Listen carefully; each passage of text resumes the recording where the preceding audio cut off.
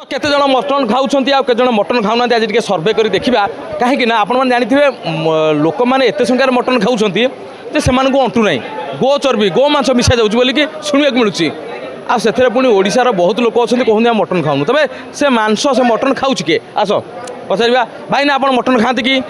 mutton खाती mutton खाए इच्छा हो जो किए शुणला इच्छा ना खाଇବା कहे जो जयचंद मैंने मिसिकी ये सब कम कर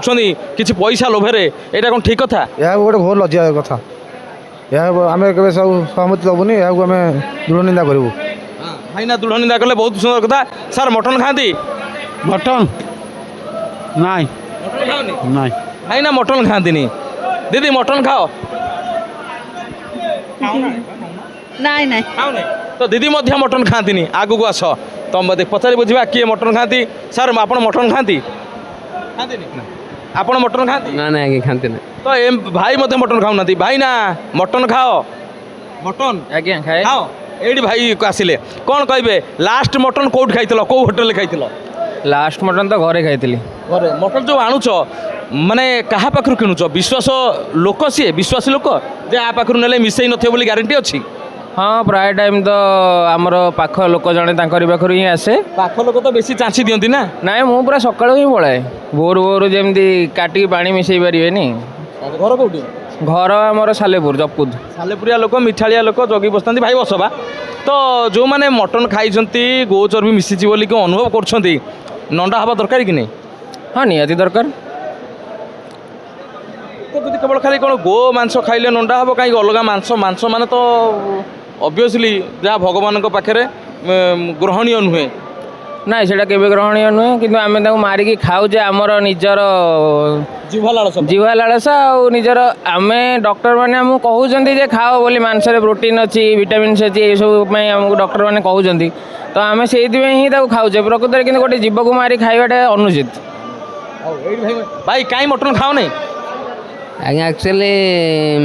नीति नियम शास्त्र कहूँ निरामिष खाद्य खाइले मनुष्य दीर्घजीवी है आयुषा बढ़ी जाए ये जो जिन खाद्य हूँ मांसाशी खाद्यटा हूँ आमर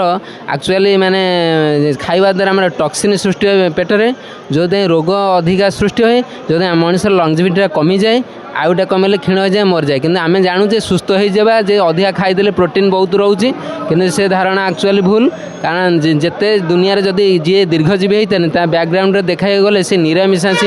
ही अधिका दिन सुस्थ सबल ही रही था संसार गोटा भल मनुष्य ही माने गोटा बंची थाए कारण ता भितर से पशुतर प्रवृत्तिर भाव आसेना जदि आम गोटा हिंसा भावना करिया कि गोटा जन को मारिक खाଇବା द्वारा आम भितर से प्रवृत्ति प्रवेश कले आम मैंने सेमती आमर आचरण हो तेणु आम सेमती आचरण नक आम केमती दुनिया रे शांति श्रृंखला समस्त बजाय रखिए सेटा ही आमर मूल लक्ष्य तेणु ये विश्ववासी मोर गोटा माने वार्ता रोचे जे सारा विश्व पाखे मोरली कहा सहित न कर कली छोट मोर यही निवेदन समस्ते बितांतु शांति रे जीवन प्रभुंक निकटे एहा मोर काम्य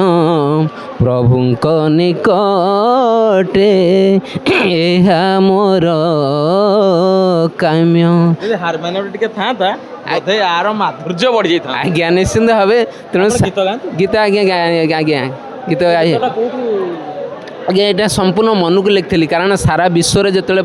जो युद्धा माने विभिन्न प्रकार मारणास्त्र व्यवहार कर विश्व भितर जो तिक्तता सृष्टि